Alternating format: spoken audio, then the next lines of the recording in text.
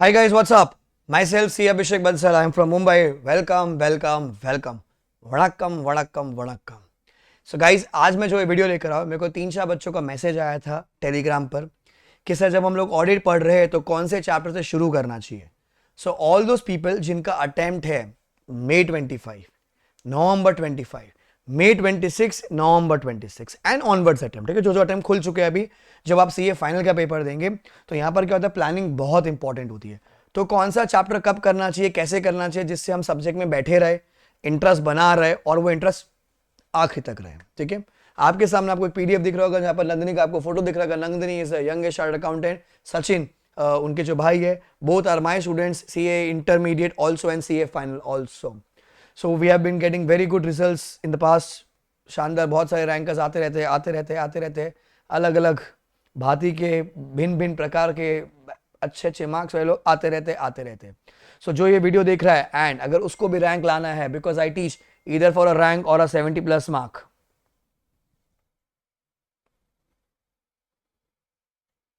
और 70 plus mark और आता है. ठीक है, तो उसके थोड़ा सा प्लानिंग करना पड़ेगा, थोड़ा सा मेहनत करना पड़ेगा.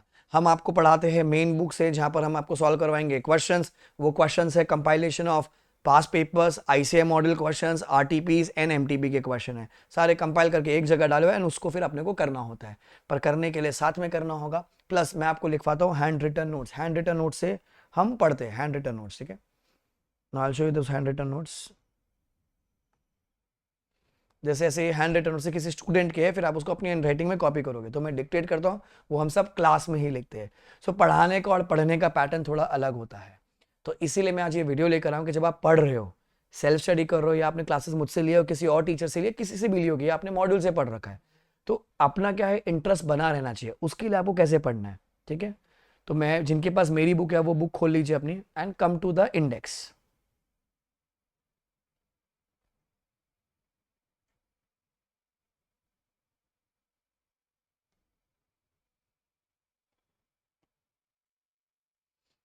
ठीक है, कम टू द इंडेक्स.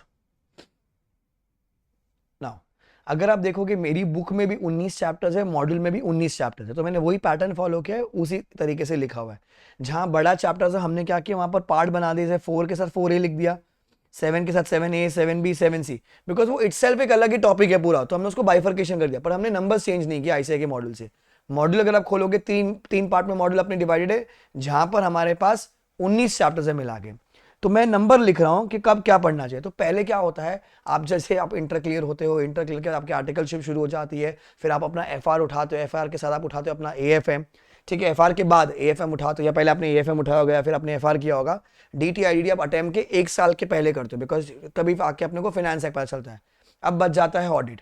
अब ऑडिट आपने अपने सीनियर से सुन लिया होगा, बॉस से सुन लिया होगा, अरे बेकार है ना, थियोरी नहीं, ये ना वो, सब नेगेटिव चीजें सुनेगी. पॉजिटिव बहुत कम लोगों से सुनी होगी, बहुत कम लोगों से पॉजिटिव सुनी होगी. भैया अपना तो घर इसी से चलता है, अपने को तो बोलना ही पड़ेगा ना पॉजिटिव. जबकि एक्चुअली बहुत इंटरेस्टिंग और बहुत इजी सब्जेक्ट है. जितना टाइम आप एफआर को देते हो, उसका 1/3 टाइम अपने को ऑडिट को देना पड़ता है. पर प्रॉब्लम होता है, लोग 1/3 नहीं देते, लोग देते 1/50 टाइम. मतलब अगर अपन ने पढ़ा होगा कम से कम 2.5-3 महीना एफआर पूरा, ठीक है, क्लासेस ली होगी, ऑडिट 10-15 दिन मैक्स. यही दिक्कत है, इसलिए लोग फेल हो जाते हैं. सी, अगर सब्जेक्ट को आप तुच्छ बना के चलोगे तो ये सब्जेक्ट आपको तुच्छ बना देगा, कहीं का नहीं रखेगा, बार बार फेल करवाएगा आपको. You need to give equal importance as compare to other 5 subjects also. ठीक है, तो अपने को थोड़ा सा इज्जत देना पड़ेगा, तो जाके ये सब्जेक्ट अपने को इज्जत दिलाएगा, तभी तो सीए कहलाएंगे अपन. तो पहले जो चैप्टर आप उठाओगे, जब भी आप पढ़ोगे, जैसे मैं भी हमेशा उसी से पढ़ाता हूँ, पहला करने का ग्रुप ऑडिट, क्योंकि ये क्या, ये एफआर का टॉपिक है. तो I am writing a number. तो आपके पास अगर आपकी मॉड्यूल है आईसीआई की, या टीचर का बुक है कोई, तो वो खोल लीजिए. नंबर 1, सर इससे क्या हो जाएगा, बिकॉज एफआर में अपन सीएफएस पढ़ते हैं ना, तो चीजें लिंक है वहां पर, तो पहले पहले वो कर लिया. देन फिर क्या करने का, फिर अपने को उठाने का एकदम छोटे वाले टॉपिक. सर छोटे वाले टॉपिक में अपना आ जाएगा, एक आएगा पीएसयू. 9 से 10 क्वेश्चन है, डायरेक्ट क्वेश्चन है. नंबर 3 उठाओगे आप chapter number 7. Sir why chapter number 7, because देखो जो कारो का पार्ट है, कारो 2020, ये आपने इंटर में पढ़ा हुआ है. रिपोर्टिंग ऑन फ्रॉड है 14312, वो आपने इंटर में पढ़ रखा है। ड्यूटीज ऑफ ऑडिटर 143, ये आपने इंटर में पढ़ रखा है। ऐसे 700, 701, 705, 706, 710 ये इंटर में पढ़ रखा है। 720 इंटर में नहीं होता है, बट क्या होता है कि वहां पर अपन ने पढ़ रखा है तो थोड़ा तो लगेगा ना भाई चला ले, अपन को अपन जानते हैं इसको जानते हैं। हाँ, क्वेश्चन का लेवल अलग है, कंटेंट तो सेम है पर क्वेश्चंस के लेवल अलग हो जाएंगे, तो क्या कुछ मिला जुला लेते हो, अपन सब्जेक्ट में घुसे हुए होते हैं। देन फिर आप क्या करोगे, आप उठाओगे अपना एक एनबीएफसी चैप्टर। क्या उठाओगे बाबू, आप उठाओगे अपना एक एनबीएफसी चैप्टर ना। जब आप अपना एनबीएफसी चैप्टर उठाओगे वहां पर, तो उससे क्या हो जाएगा, तो वो एक चैप्टर है जहां से अपने को लिंक होएगा, लिंक। ओके नाउ, ठीक है, वो लिंक चैप्टर करने से, क्योंकि आपने हमेशा आर्टिकलशिप में किया होगा वहां पर, शायद आपने उसको आर्टिकलशिप में किया होगा, तो वो लिंकिंग वहां पर बैठ सकती है।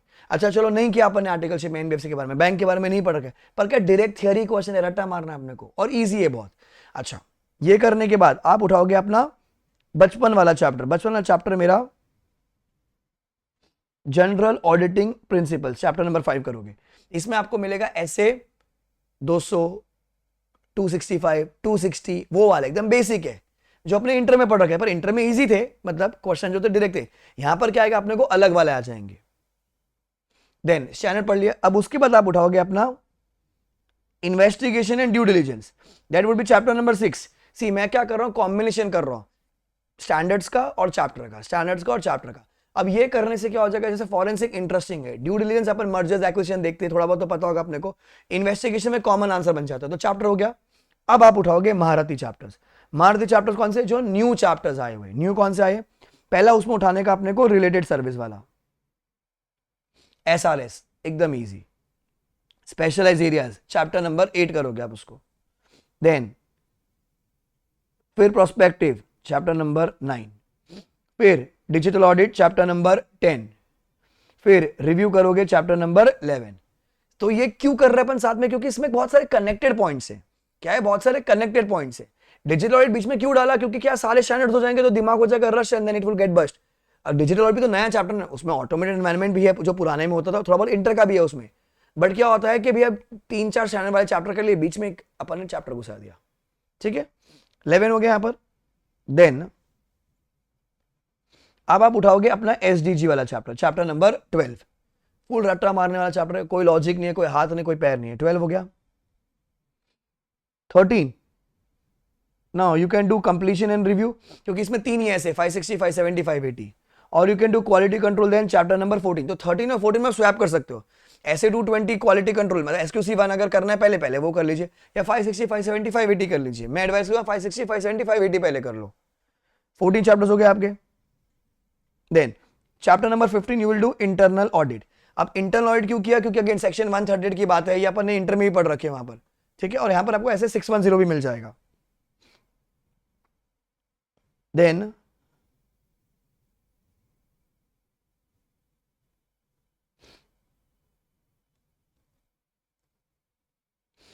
Sixteen you will do code of ethics. 16 you will do code of ethics. Code of ethics पढ़ने के लिए करीबन लग जाता है अपने को, अगर आप 2-2, 3 घंटा भी पढ़ोगे तो मोटा माटी आई थिंक 7 से 8 दिन, तो 24 घंटे का कंटेंट है कोड ऑफ एथिक्स का, बेसिकली 20 से 24 घंटे का कंटेंट है, टीचर की classes plus self study, so 20 से 24 घंटा लग जाएगा। Then you do 17 chapter as materiality and IFC वाला चैप्टर, इसमें ऐसे 320 मिलेगा आपको, 315 मिलेगा, और आईएफसी की बातें मिलेंगी। Chapter number 18 audit planning strategy करोगे, और एकदम आखिरी में आपको करना होगा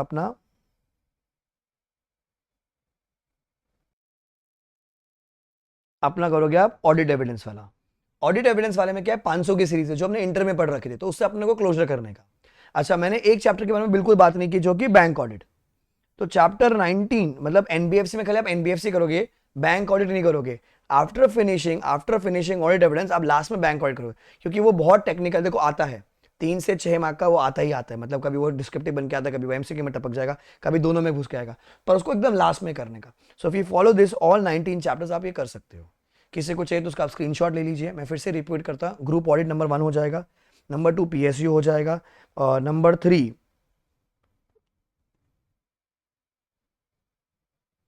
वुड बी रिपोर्टिंग वाला chapter, number 4 would be NBFC वाला chapter, Number 5 would be general auditing principles.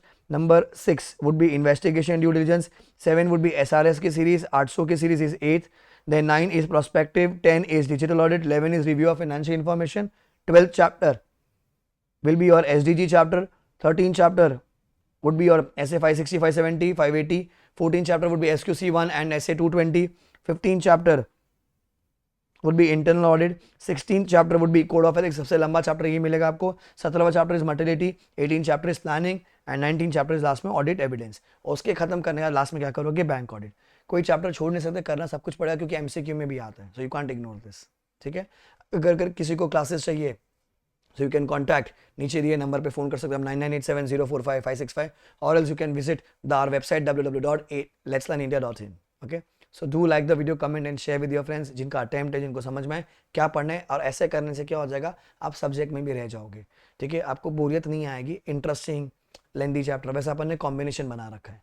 और किसी को कोई डाउट हो, you can follow the Telegram channel नीचे दे रखा है मैंने, आप उसको फॉलो कर सकते हो. एंड कोई डाउट हो तो आप ग्रुप में पूछ लीजिएगा, या you can reach me on Instagram also, you can message me on Instagram. ठीक है. Bye guys, take care, enjoy and aim for a rank और 70+ whichever is earlier. बाय.